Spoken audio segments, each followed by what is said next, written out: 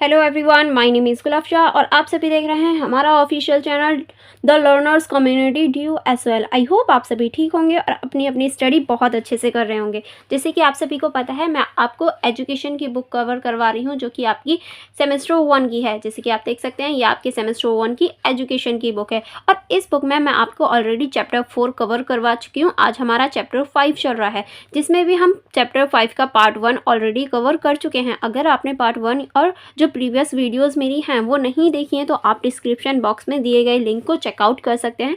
वहाँ पर आप सारी ही वीडियोस को देख पाएंगे क्योंकि वो प्लेलिस्ट का लिंक होगा और आप अपनी स्टडी को बहुत अच्छे से कर पाएंगे। देखिए, इस बुक का नाम जो है वो है समकालीन भारत में शिक्षा और ये जो बुक है ये हमारी सेमेस्टर 1 की है।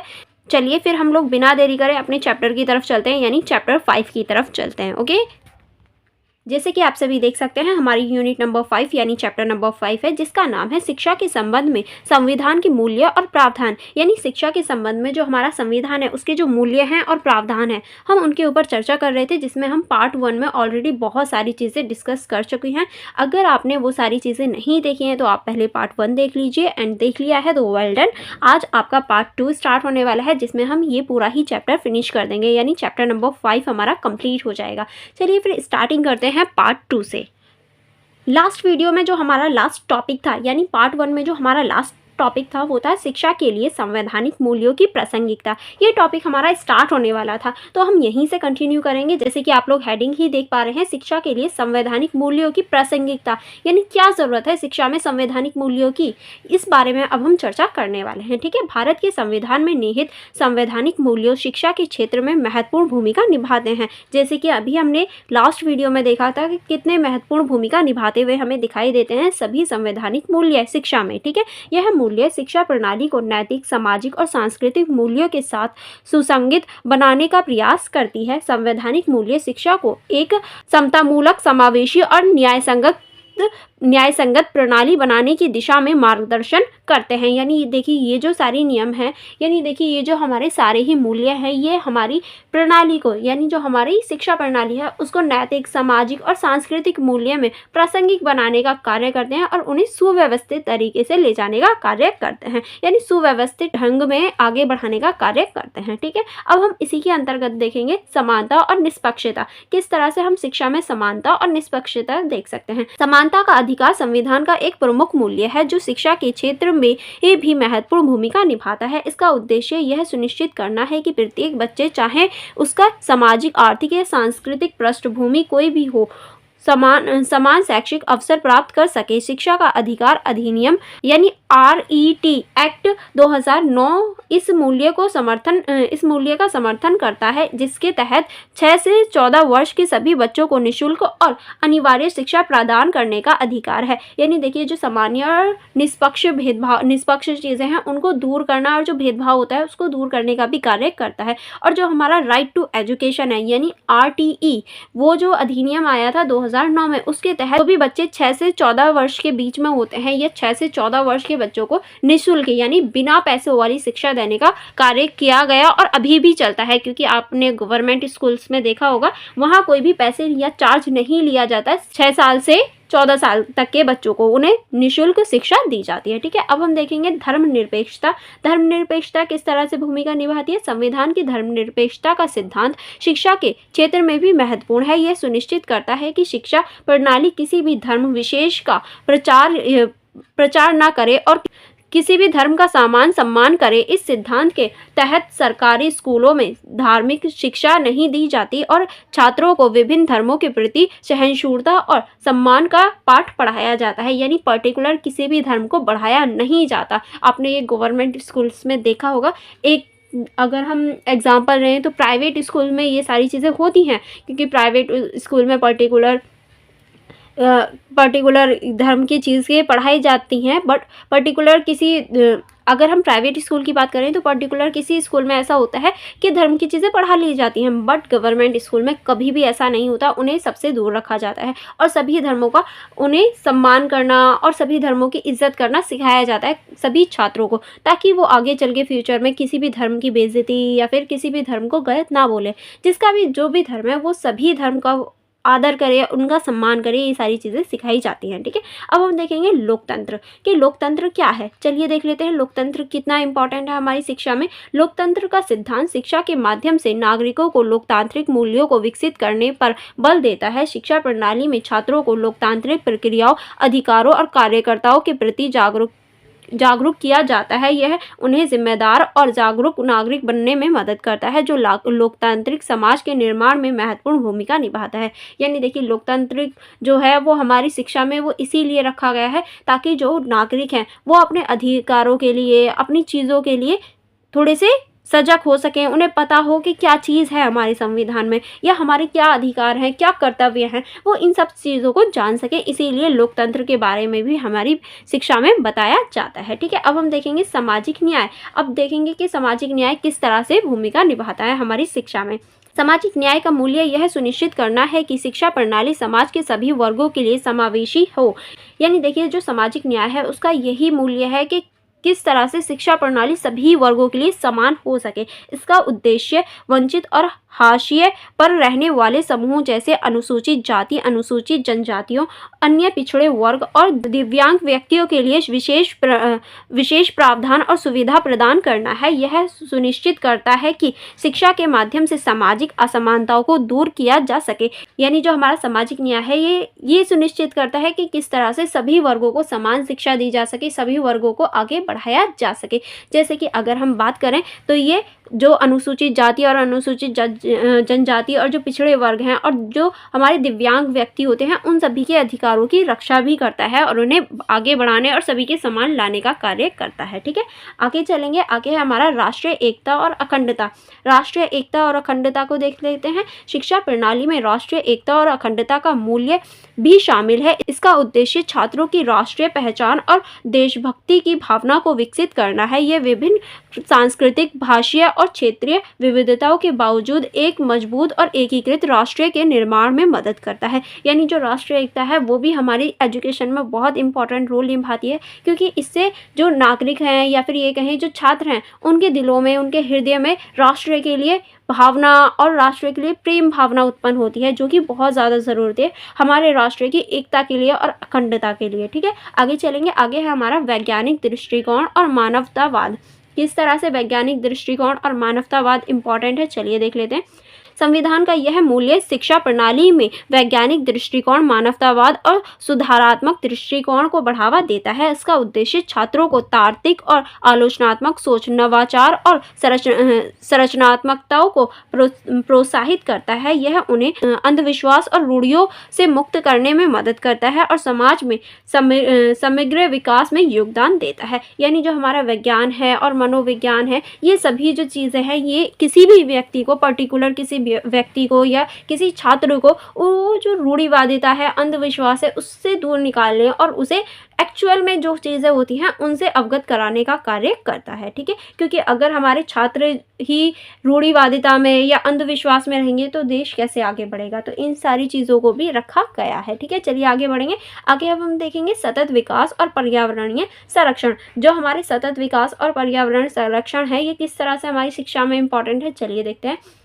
संविधान के तहत शिक्षा में सतत विकास और पर्यावरण संरक्षण का मूल्य भी महत्वपूर्ण है। इसका उद्देश्य छात्रों को पर्यावरण के प्रति संवेदनशीलता, संरक्षण की भावना को विकसित करना है। यह उन्हें प्राकृतिक संसाधनों के विवेकपूर्वक उपयोग और पर्यावरणीय स्थानों के माध्यम से समझने में मदद करता है। यानी देखिए जो पर्यावरण है और जो सतत विकास है वो छात्रों को सिखाता है कि किस तरह से हमें पर्यावरण का संरक्षण करना चाहिए और क्यों करना चाहिए और पर्यावरण के लिए हमारी क्या भावना होनी चाहिए। अगर हम पर्यावरण को बचाएंगे ही नहीं तो जब हमें पता ही नहीं होगा कि पर्यावरण क्यों इम्पॉर्टेंट है तो क्यों बचाएंगे लोग। तो इसीलिए ये पर्यावरण की जो महत्वपूर्णता है या फिर ये कहें जो इम्पोर्टेंस है वो बताता है, ताकि छात्र पर्यावरण की जो महत्वपूर्णता है उसको समझें और पर्यावरण को संरक्षित करने का कार्य करें। ठीक है, नेक्स्ट चलेंगे। नेक्स्ट है हमारी संस्कृति और विरासत का संरक्षण। किस तरह से, चलिए देखते हैं। शिक्षा के माध्यम से संस्कृति और विरासत के संरक्षण का मूल्य भी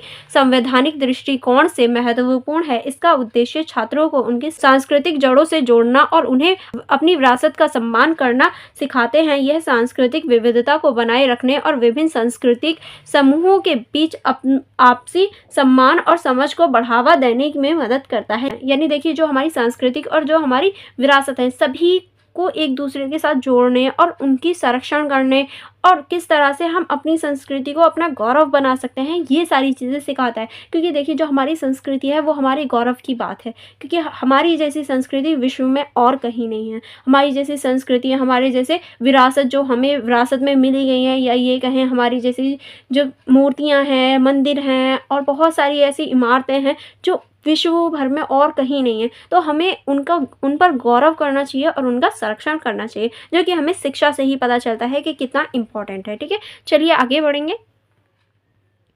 आई होप आपको सारी चीज़ें समझ में आ रही होंगी, क्योंकि बहुत इजी लैंग्वेज में लिखा है और बहुत इजी सारी चीज़ें हैं। अगर फिर भी आपको कोई कन्फ्यूजन हो तो आप मुझसे कमेंट बॉक्स में पूछ सकते हैं, मैं ज़रूर आपका रिप्लाई दूंगी। ओके, नेक्स्ट अब आप लिखेंगे शांति और अहिंसा। किस तरह से शांति और अहिंसा हमारी शिक्षा में इम्पॉर्टेंट है, चलिए देखते हैं। संविधान में निहित शांति और अहिंसा का मूल्य भी शिक्षा प्रणाली में महत्वपूर्ण है।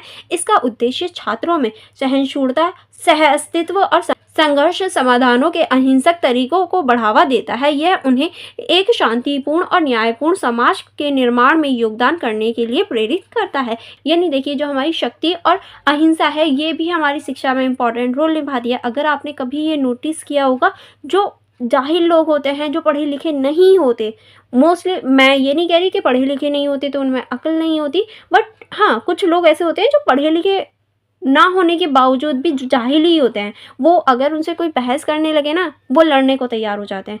बट अगर कोई पढ़ा लिखा इंसान होगा, उसे पता होगा बहस करने से कोई फ़ायदा नहीं है या लड़ने से कोई फ़ायदा नहीं है। अगर मान रहा है सामने वाला, ठीक है, अदरवाइज़ छोड़ो, क्या ज़रूरत है, क्यों समझाना। क्योंकि पढ़े लिखे लोगों में सजगता, सहनशीलता और ये सारी चीज़ें मौजूद होती हैं उनकी शिक्षा की वजह से, क्योंकि उन्होंने वो सारी चीज़ें सीखी होती हैं। खामखा ये कहावत आपने भी सुनी होगी कि भैंस के आगे बीन बजाने से कुछ नहीं होता। वो चीज़ें पढ़े लिखे इंसान जो होते हैं वो समझ जाते हैं। तो इस वजह से ये थोड़ा सा डिफरेंस हम देख सकते हैं। कुछ लोग पढ़े लिखे होकर भी बेवकूफ़ों वाली हरकतें कर जाते हैं, वो बात अलग है। ठीक है, चलिए आगे बढ़ेंगे। आगे अब हम देखेंगे स्वतंत्रता और अभिव्यक्ति। अब किस तरह से स्वतंत्रता और अभिव्यक्ति को हम देख सकते हैं, चलिए देखते हैं। अब इसके अंतर्गत आप लिख सकते हैं, संविधान का यह मूल्य शिक्षा के अभिव्यक्ति की स्वतंत्रता और रचनात्मकता को प्रोत्साहित करता है। इसका उद्देश्य छात्रों को स्वतंत्र रूप से सोचने और अपने राय व्यक्त करने के लिए प्रेरित करना है। यानी ये जो है, ये हमें किसी भी व्यक्ति या किसी भी छात्र को स्वतंत्र रूप से सोचने के लिए प्रेरित करता है और अपनी राय को रखने के लिए प्रेरित करता है। जैसे कि अभी मैं आपको कुछ क्वेश्चन दूंगी, या फिर अगर आपको कोई डाउट हो तो मैंने अभी आपसे कहा कि आप मुझसे कमेंट बॉक्स में पूछ सकते हैं, आप अपनी राय रख सकते हैं। आपको ये वीडियो कैसी लगी, आप अपनी राय रख सकते हैं या स्वतंत्र रूप से सोच सकते हैं, क्योंकि ये आपका अधिकार है। आप कोई भी अपनी फीडबैक दे सकते हैं कि मेरी क्लासेस कैसी लग रही हैं, आपके लिए बेनिफिट वाली हैं या नहीं। आप अपनी फीडबैक दे सकते हैं, क्योंकि आपको अपनी राय रखने का पूरा अधिकार है। ठीक है, उन्हें नवाचार और रचनात्मकता के माध्यम से समाज में सकारात्मक परिवर्तन लाने में मदद करता है। और अगर आप पॉजिटिव इम्पैक्ट देते हैं, अगर आप पॉजिटिव मुझे फीडबैक देते हैं, तो देखिए मैं और ज़्यादा कोशिश करूँगी और ज़्यादा अच्छी वीडियोस बनाऊँगी, जिससे क्या होगा, समाज में एक सकारात्मकता की जो सोच है या ये कहें सकारात्मकता जो है वो बढ़ेगी। क्योंकि कहीं ना कहीं मैं भी तो रोल निभा रही हूँ समाज में, मेरा भी तो एक रोल है, और वो चीज़ और ज़्यादा इम्प्रूवमेंट होगी आपके कमेंट द्वारा। तो हम ये सारी चीज़ें जोड़कर देख सकते हैं। ठीक है, आगे चलेंगे। आगे आप इसमें लिख सकते हैं, इन संवैधानिक मूल्यों के माध्यम से शिक्षा प्रणाली को एक ऐसे ढांचा प्रदान किया गया है जो न केवल अकादमिक उत्कृष्टता को बढ़ावा देते हैं, बल्कि सामाजिक, नैतिक और सांस्कृतिक मूल्यों को भी सुदृढ़ करता है। यह मूल्य शिक्षा के माध्यम से एक समतामूलक, समावेशी और न्याय संगत समाज के निर्माण में महत्वपूर्ण भूमिका निभाता है। और ये सारी ही चीज़ें किसी भी व्यक्ति या किसी भी समाज में एक सामाजिक, न्याय संगत और जो हमारी संस्कृति है उसको बढ़ाने के लिए और एक ढंग से चलाने के लिए एक वातावरण मौजूद करवाता है। यानी एक वातावरण देता है जो इसमें हम समतामूलन, समावेशी और न्याय संगत जैसी चीज़ों को देख सकते हैं। ठीक है, आगे चलेंगे। आगे आप इसमें लिख सकते हैं, इन संवैधानिक मूल्यों की प्रासंगिकता न केवल शिक्षा प्रणाली में सुधार लाना है, यानी जो भी अभी हमने सारी प्रणाली देखी, उनका सिर्फ मोटिव ये नहीं है कि शिक्षा में सुधार लाया जाए, बल्कि एक मजबूत और संगठित समाज का निर्माण में है। यानी इनका जो मोटिव है वो एक्चुअल में ये है कि एक मजबूत और संवैधानिक या एक मजबूत और संगठित समाज का निर्माण हो सके, जो कि एक सजग समाज हो, ठीक है, जहाँ प्रत्येक व्यक्ति को समान अवसरों और अधिकार प्राप्त हो और सभी लोग क्या हों, एक दूसरे के समान हो। शिक्षा के माध्यम से इन मूल्यों को आत्मसात कर समाज में सकारात्मक बदलाव लाया जा सकता है और एक बेहतर भविष्य की दिशा में कदम बढ़ाया जा सकता है। और अगर हम ये सारी ही चीज़ें अपनाते हैं तो एक सकारात्मक समाज पैदा होगा, यानी सकारात्मक समाज होगा, सकारात्मक सोच होगी, जिससे एक बेहतर भविष्य की कल्पना की जा सकती है और या ये कहें एक बेहतर भविष्य बना सकता है, एक बेहतर भविष्य बन सकता है, ठीक है। अब हम देखेंगे मौलिक अधिकार के मौलिक अधिकार क्या हैं। भारतीय संविधान में मौलिक अधिकार नागरिकों को प्रदान किए गए एक महत्वपूर्ण अधिकार हैं जो व्यक्ति की गरिमा और स्वतंत्रता की रक्षा करते हैं। यानी जो मौलिक अधिकार होते हैं वो किसी भी व्यक्ति की जो गरिमा और स्वतंत्रता है उसकी रक्षा करने का कार्य करते हैं। शिक्षा के क्षेत्र में मौलिक अधिकारों का महत्व अत्यधिक है, क्योंकि यह अधिकार व्यक्तिगत और सामाजिक विकास के लिए आवश्यक है। और ये जो अधिकार है यानी मौलिक अधिकार जो हैं वो व्यक्तिगत गतिविधियों और जो सामाजिक आवश्यकताएं होती हैं या सामाजिक विकास होता है उसके लिए बहुत ज़्यादा इम्पोर्टेंट है। संविधान के अनुच्छेद 21A के तहत शिक्षा के अधिकार मौलिक अधिकार के रूप में सम्मिलित किया गया है और जो हमारा अनुच्छेद 21A है यानी 21A उसके अंतर्गत हमारी शिक्षा के अधिकार को रखा गया है जो कि एक मौलिक अधिकार है, ठीक है। और 21A के बारे में मैंने आपको पिछली वीडियोस में भी कुछ चीज़ें बताई थी जो हमारी लास्ट वीडियो थी, ठीक है।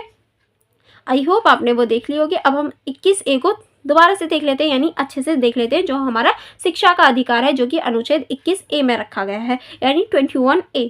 चलिए इसको देख लेते हैं। अनुच्छेद 21A के अनुसार 6 से 14 वर्ष के सभी बच्चों को मुफ्त और अनिवार्य शिक्षा का अधिकार है। यानी इसके तहत ये कहा गया है कि 6 से 14 वर्ष के जितने भी बच्चे होते हैं उन्हें सभी को मुफ्त और अनिवार्य शिक्षा का अधिकार है, ये उनका मौलिक अधिकार है। यह अनुच्छेद सुनिश्चित करता है कि प्रत्येक बच्चा प्राथमिक शिक्षा प्राप्त कर सके जिससे उनकी बुनियादी शिक्षा सुनिश्चित हो सके। यह अधिकार राज्यों को यह सुनिश्चित करने के लिए बाध्य करता है कि सभी बच्चों को शिक्षा का अवसर मिले। यानी देखिए ये जो अधिकार है ये सभी राज्यों को बाधित करता है कि तुम्हारे राज्य के अंतर्गत जितने भी बच्चे हैं 6 से 14 वर्ष के उन्हें अनिवार्य शिक्षा मिलनी ही चाहिए। सभी राज्यों को ये बाधित करता हुआ हमें दिखाई देता है, ठीक है। चलिए आगे बढ़ेंगे।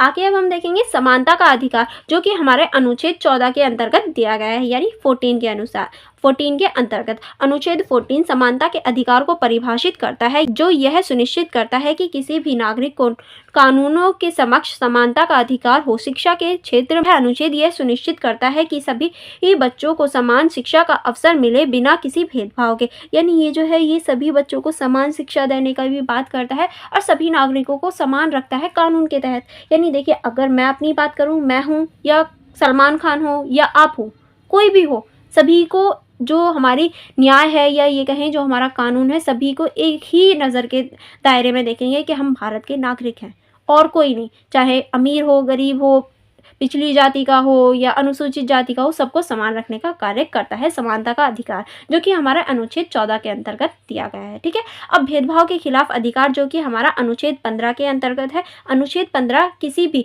नागरिक के खिलाफ धर्म, जाति, लिंग या जन्म स्थान के आधार पर भेदभाव को रोकता है। शिक्षा के संदर्भ में यह अनुच्छेद यह सुनिश्चित करता है कि सभी बच्चों को बिना किसी भेदभाव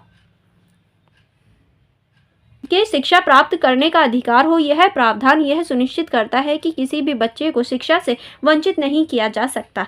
यानी ये जो हमारा अधिकार है ये हर किसी बच्चे को शिक्षा देने का अधिकार देता है और सभी को समान रखने का प्रयास करता है, ठीक है। और किसी के साथ भी भेदभाव नहीं किया जा सकता, चाहे वो अनुसूचित जाति का हो या अनुसूचित जनजाति का हो या नॉर्मल हो, सभी को समान रखा जाता है, ठीक है। आगे चलेंगे। आगे अब हम देखेंगे सांस्कृतिक और शैक्षिक अधिकार जो कि हमारे अनुच्छेद 29 से 30 के अंतर्गत रखे गए हैं। अनुच्छेद 29 to 30 सांस्कृतिक और शैक्षिक अधिकार की सुरक्षा करता है, विशेष रूप से अल्पसंख्यक समुदायों के लिए। अनुच्छेद 29 यह सुनिश्चित करता है कि कोई भी नागरिक या समुदाय अपनी भाषा, लिपि और संस्कृति की रक्षा और संवर्धन कर सकता है। अनुच्छेद 30 अल्पसंख्यकों को अपनी शैक्षिक संस्थान स्थापित करने के लिए प्रबंधित करने का अधिकार प्रदान करता है। यह अधिकार यह सुनिश्चित करता है कि अल्पसंख्यक समुदाय अपनी सांस्कृतिक पहचान को बनाए रख सके और उसे शैक्षणिक संस्थानों के माध्यम से प्रोत्साहित कर सके। यानी ये जो है ये हमारे अधिकारों की एक तरह से रक्षा करने का कार्य करता है और सभी जो लोग हैं यानी अनुसूचित जाति और अनुसूचित जनजाति, पिछड़े वर्ग, सभी की जो धार्मिक और सांस्कृतिक चीज़ें हैं उनको सुरक्षित रखने का कार्य करता है। ठीक है, चलिए आगे बढ़ते हैं।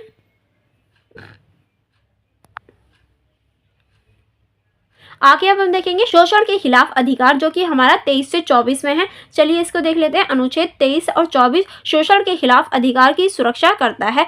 अनुच्छेद 23 मानव व्यवहार और बाल श्रम को प्रतिबंधित करता है कि अनुच्छेद 24 14 वर्ष से कम आयु के बच्चों की किसी भी कारखाने, खदान या किसी अन्य खतरनाक कार्य में काम करने से रोकता है। यह प्रावधान यह सुनिश्चित करता है कि बच्चे शिक्षा प्राप्त करने के लिए स्वतंत्र हो सके, शोषण से मुक्त रह सके। यानी देखिए जो हमारा अनुच्छेद 23 है ये सुनिश्चित करता है कि कोई भी जो हमारा व्यापार है या बाल श्रम है उसमें बच्चों को ना घसीटा जाए। और जो 24 है वो ये सुनिश्चित करता है कि जो 14 वर्ष से कम है बच्चे, उन्हें किसी भी कारखाने या कोई भी खदान या ऐसी खतरनाक जगह में कार्य नहीं किया जा सके, वो ऐसा कार्य ना कर पाएँ। और देखिए आपने भी अभी देखा 6 से 14 वर्ष के बच्चों को शिक्षा दी जानी है और इसीलिए ये सारी चीज़ें रखी गई ताकि जो बच्चे हैं वो फ्री रह सकें और अपनी शिक्षा पे ध्यान दे सकें। ठीक है, अब हम हमारा देखेंगे नेक्स्ट है धर्म की स्वतंत्रता का अधिकार। धर्म की स्वतंत्रता का अधिकार जो कि हमारा 25 से 28 में है।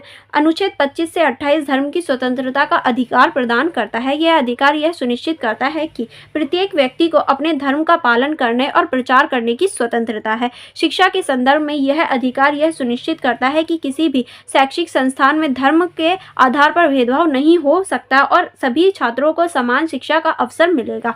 यानी देखिए ये जो है हमारा धर्म की स्वतंत्रता का अधिकार ये 25 से 28 के बीच में है और सभी व्यक्ति को अपने धर्म की स्वतंत्रता है कि वो जिस धर्म को चाहें उस धर्म को फॉलो कर सकते हैं, उसका प्रचार प्रसार कर सकते हैं। और शिक्षा के अंतर्गत ये स्वतंत्रता दी जाती है कि छात्रों को कि वो किसी भी धर्म को अपनाएं और किसी भी धर्म की जो शिक्षा है वो प्राप्त कर सकते हैं और धर्म के आधार पर किसी भी बच्चे के साथ में भेदभाव नहीं किया जाएगा कि आप उस धर्म के हो तो आपको शिक्षा नहीं दी जाएगी, तो ऐसी सिचुएशन नहीं होगी। ठीक है, नेक्स्ट है हमारा संवैधानिक उपाय जो कि हमारा अनुच्छेद 32 के अंतर्गत दिया गया है। अनुच्छेद 32 मौलिक अधिकारों की रक्षा के लिए संवैधानिक उपाय प्रदान करता है। यह प्रावधान नागरिकों के मौलिक अधिकारों के उल्लंघन के मामले में सर्वोच्च न्यायालय में याचिका दाखिल करने का अधिकार देता है। शिक्षा के संदर्भ में यदि किसी बच्चे को शिक्षा का अधिकार नहीं मिलता है तो वह इस अनुच्छेद के तहत न्यायालय में याचिका दाखिल कर सकता है। यानी देखिए जो हमारा अनुच्छेद 22 है वो हमारे अधिकारों की रक्षा करता है। जितने भी हमारे अधिकार हैं मौलिक अधिकार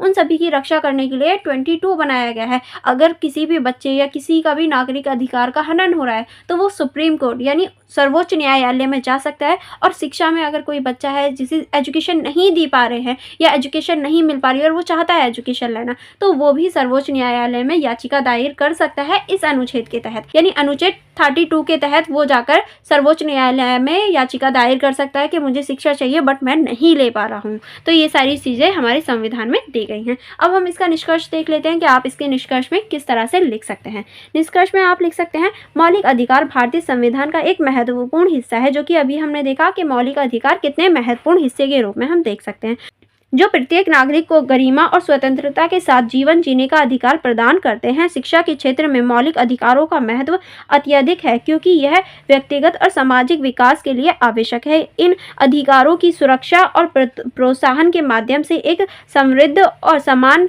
समाज का निर्माण संभव हो सकता है। और अगर हम सभी अधिकारों की सुरक्षा और प्रोत्साहन करें तो एक समृद्ध और एक समान समाज के स्थापना हो सकती है जिसमें सभी लोग समान होंगे, किसी के साथ कोई भी भेदभाव नहीं होगा, ना जाति के आधार पर, ना धर्म के आधार पर, ना ही लिंग के आधार पर, सभी लोगों को समान रखा जाएगा। तो ऐसी चीज़ें हम देख पाएंगे भविष्य में अगर हम इन्हें अच्छी तरीके से फॉलो कर पाएँ। ठीक है, अब आगे जो आपके चैप्टर में कुछ और पॉइंट्स हैं चलिए उनको देख लेते हैं।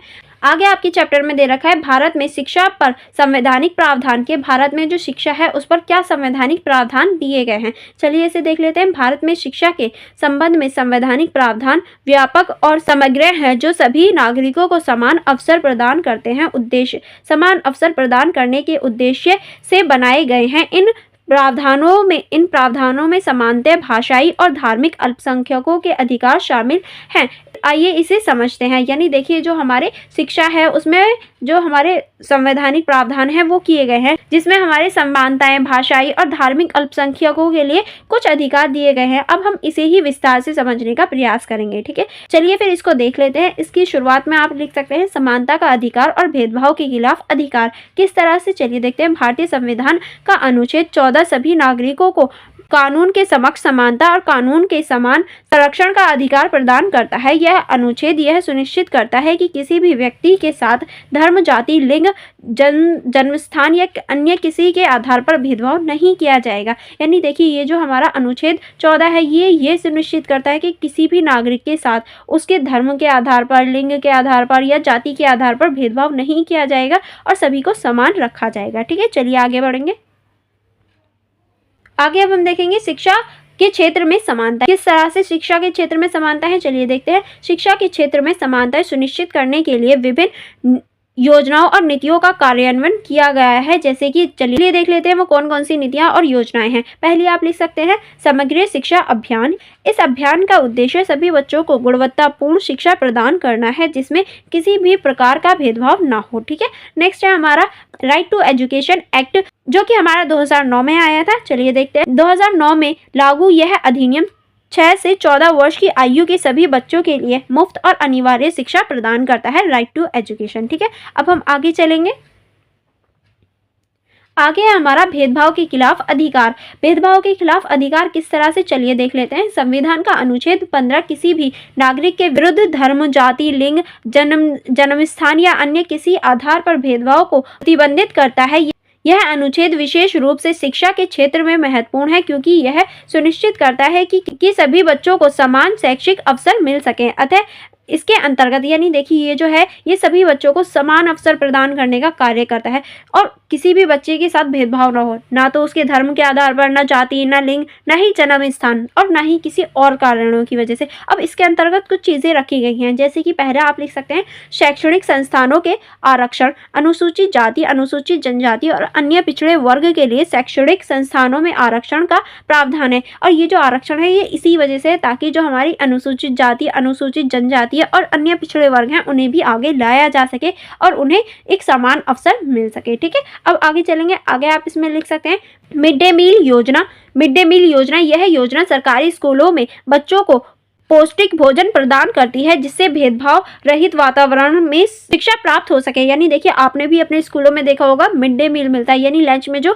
खाना मिलता है उसी को मिड डे मील बोलते हैं। तो वो जो है वो सरकार द्वारा चलाया जाता है ताकि जो भेदभाव है वो ना हो और सभी बच्चों को एक पोषण भोजन मिल सके और वो अपने स्वास्थ्य पर भी ध्यान दे पाएँ शिक्षा के साथ साथ। ऐसा ना हो कि बच्चे बीमार रहें तो वो पढ़ेंगे कैसे, इसीलिए मिड डे मील जैसी योजनाएं भी चलाई गई हैं। अब हम देखेंगे भाषाई अल्पसंख्यक अधिकार। अब भाषाई अल्पसंख्यक अधिकार को देख लेते हैं। भारतीय संविधान के अनुच्छेद 29 और 30 भाषाई अल्पसंख्यक के अधिकारों की रक्षा करता है, यानी जो अल्पसंख्यक है उनकी भाषा की सुरक्षा करता है। किस तरह से, अनुच्छेद 29 को देख लेते हैं, यानी 29 को देख लेते हैं। यह अनुच्छेद किसी भी वर्ग के नागरिकों को अपनी भाषा, लिपि और संस्कृति को संरक्षित करने का अधिकार प्रदान करता है। यानी इसके तहत सभी वर्गों को अपनी भाषा, लिपि और संस्कृति को सुरक्षित करने का अधिकार है। इसके तहत कुछ चीज़ें लिखी गई हैं या ये कहे रखी गई हैं, वो कौन कौन सी हैं। पहला आप लिख सकते हैं भाषाई विविधता का सम्मान। शैक्षणिक संस्थानों में विभिन्न भाषाओं को समानता दी जाती है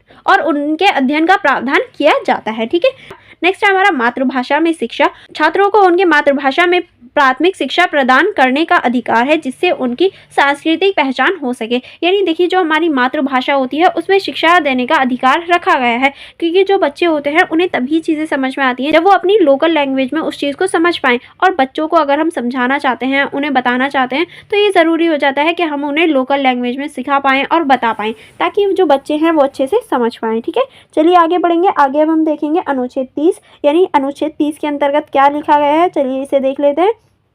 यह अनुच्छेद अल्पसंख्यक समुदायों को अपने शैक्षणिक संस्थान स्थापित करने और उन्हें प्रबंधित करने का अधिकार देता है। इसके अंतर्गत बहुत सारी चीज़ें रखी गई हैं। चलिए अब हम उन सारी ही चीज़ों को देख लेते हैं कि कौन कौन सी चीज़ें इसके अंतर्गत रखी गई हैं। ठीक है, इसके अंतर्गत आप लिख सकते हैं शैक्षणिक स्वायत्तता। अल्पसंख्यक समुदाय अपने विद्यालय और कॉलेजों को अपने सांस्कृतिक और शैक्षणिक आवश्यकताओं के अनुसार संचालित कर सकते हैं। अल्पसंख्यक समुदायों के विद्यालय और कॉलेजेस होते हैं वो अपनी शैक्षणिक आवश्यकताओं के अनुसार उन्हें चला सकते हैं। ठीक है, नेक्स्ट है हमारा अनुदान की समानता। राज्य सरकार अल्पसंख्यकों को शैक्षणिक संस्थानों को उनकी उसी प्रकार अनुदान देगी जैसे अन्य संस्थानों को देती है, यानी समान ही व्यवहार होगा उनके साथ भी। ठीक है, अब हमारा नेक्स्ट टॉपिक है धार्मिक अल्पसंख्यक अधिकार। अब हम देखेंगे धार्मिक अल्पसंख्यक अधिकार को। भारतीय संविधान का अनुच्छेद 25 से 28 धार्मिक स्वतंत्रता और अल्पसंख्यक अधिकारों की रक्षा करता है। देखिए जो हमारा अनुच्छेद 25 है उसके अंतर्गत क्या रखा गया है, चलिए इसको देख लेते हैं। इसमें आप पहला लिख सकते हैं ये अनुच्छेद सभी नागरिकों को धर्म की स्वतंत्रता का अधिकार देते हैं। इसके तहत कुछ चीज़ें रखी गई हैं, जैसे कि पहला आप लिख सकते हैं धार्मिक शिक्षा का अधिकार। शैक्षणिक संस्थान धार्मिक शिक्षा प्रदान कर सकते हैं वर्षित यह संविधान के मूल्य के अनुरूप है, यानी जो हमारी शैक्षणिक संस्थान होती हैं वो धार्मिक शिक्षा दे सकती हैं। नेक्स्ट आप इसमें लिख सकते हैं धार्मिक मान्यताओं का सम्मान। शैक्षणिक संस्थानों में धार्मिक मान्यताओं का सम्मान किया जाता है और उन्हें प्रोत्साहित किया जाता है, यानी इन्हें बढ़ाने का कार्य किया जाता है। अब देखिए अनुच्छेद 26 के अंतर्गत क्या है, चलिए इसको देख लेते हैं। यह अनुच्छेद धार्मिक समुदायों को अपने धार्मिक संस्थान स्थापित करने और प्रबंधन करने का अधिकार देते हैं। इसके अंतर्गत भी बहुत सारी चीज़ों को यानी कुछ चीज़ों को रखा गया है, चलिए उसको देख लेते हैं। इसके अंतर्गत आप देख सकते हैं धार्मिक शिक्षा संस्थान, यानी धार्मिक अल्पसंख्यक समुदाय अपने धार्मिक शिक्षा संस्थान स्थापित कर सकते हैं। कोई भी अपने जो धार्मिक शिक्षा संस्थान है उनको स्थापित कर सकते हैं, जैसे कि आपने मस्जिद वगैरह देखी होंगी, मदरसे देखे होंगे, मंदिरों में बच्चों को पढ़ाया जाता है, यानी उन्हें धार्मिक शिक्षा दी जा सकती है। नेक्स्ट आप इसमें लिख सकते हैं धार्मिक प्रथाओं का पालन। शैक्षणिक संस्थान धार्मिक प्रथाओं का पालन कर सकते हैं, इनके पास स्वतंत्रता होती है। ठीक है, अब हम आगे चलेंगे। आगे है हमारा अनुच्छेद 27 से 28। अब हम अनुच्छेद 27 से 28 को देख लेते हैं। इन अनुच्छेदों के तहत धार्मिक शिक्षा के संदर्भ में निम्नलिखित प्रावधान है, यानी 28 और 27 में कुछ निम्नलिखित प्रावधान लिखे गए हैं जो कि हमारी धार्मिक शिक्षा से रिलेटेड है। चलिए उनको देख लेते हैं। इसके अंतर्गत आप पहला लिख सकते हैं धार्मिक कर का निषेध। किसी भी व्यक्ति को धार्मिक शिक्षा के लिए कर देने के लिए बाध्य नहीं किया जाएगा, यानी कोई भी धार्मिक शिक्षा ले रहा है तो उसके ज़रूरी नहीं है उससे पैसे लिए जाए, उसको उसके लिए प्रेरित किया जाए कि नहीं तुम्हें अगर धार्मिक शिक्षा चाहिए तो पैसे देने ही होंगे। तो ये सारी चीज़ें नहीं होती, क्योंकि जो हमारी धार्मिक शिक्षा होती है वो हम फ्री में ले सकते हैं। ठीक है, चलिए आगे बढ़ेंगे। आगे आप इसमें लिख सकते हैं धार्मिक शिक्षा का प्रावधान। राज्य द्वारा संचालित या सहायता प्राप्त शैक्षणिक संस्थानों को धार्मिक शिक्षा का प्रावधान किया जा सकता है, लेकिन इसमें किसी भी प्रकार की जबरदस्ती नहीं होगी। यानी देखिए हम धार्मिक शिक्षा का प्रावधान कर सकते हैं लेकिन उसमें ज़बरदस्ती वाली चीज़ें नहीं होंगी। आई होप आपको सारी चीज़ें समझ में आ गई होंगी। चलिए अब हम निष्कर्ष देख लेते हैं कि आप इसके निष्कर्ष में क्या लिख सकते हैं। भारत में शिक्षा के संवैधानिक प्रावधान विभिन्न स्तरों पर समानता और अल्पसंख्यक अधिकारों की रक्षा करते हैं। यह प्रावधान सुनिश्चित करता है कि प्रत्येक नागरिक को समान शैक्षणिक अवसर मिले और किसी भी प्रकार का भेदभाव ना हो। साथ ही ये प्रावधान भाषाई और धार्मिक अल्पसंख्यकों को अपने सांस्कृतिक और शैक्षणिक अधिकारों की रक्षा की स्वतंत्रता प्रदान करता है। यानी जैसे कि आपने देखा जो हमारे शैक्षणिक अधिकार होते हैं उनकी स्वतंत्रता और जो हमारे अल्पसंख्यक होते हैं सांस्कृतिक चीज़ें होती हैं उन सभी की स्वतंत्रता में बहुत महत्वपूर्ण भूमिका निभाते हुए हमें दिखाई देते हैं। आई होप आपको सारी चीज़ें समझ में आ गई होंगी। अगर आपको कोई डाउट हो तो आप मुझसे कमेंट बॉक्स में पूछ सकते हैं। Okay, and for more connectivity आप हमारी इंस्टाग्राम आईडी को चेकआउट कर सकते हैं, आप हमारी टेलीग्राम ग्रुप को ज्वाइन कर सकते हैं। एंड अगर आपने अभी तक हमारे यूट्यूब चैनल को सब्सक्राइब नहीं किया है तो आप जल्दी से सब्सक्राइब कर सकते हैं। एंड जो भी मैंने अभी तक आपको पढ़ाया है, अगर आप सेल्फ स्टडी करना चाहते हैं तो आप हमारे नोट्स को देखने के लिए हमारा app the learners community DUSL को डाउनलोड कर सकते हैं, जहाँ आप फ्री में हमारी पूरी ही जो नोट्स हैं वो देख पाएंगे, स्कूल की बुक्स भी देख पाएंगे और अपना हॉल टिकट, एग्जामिनेशन, सारी इन्फॉर्मेशन आपको यहाँ मिल जाएंगी। ये सारी ही फीचर्स आपको देखने को मिल जाएंगे जो कि हमारे ऐप में है, तो आप एक बार इसे ट्राई करना मत भूलिएगा। चलिए फिर मिलेंगे नेक्स्ट वीडियो में। Thank you for watching everyone.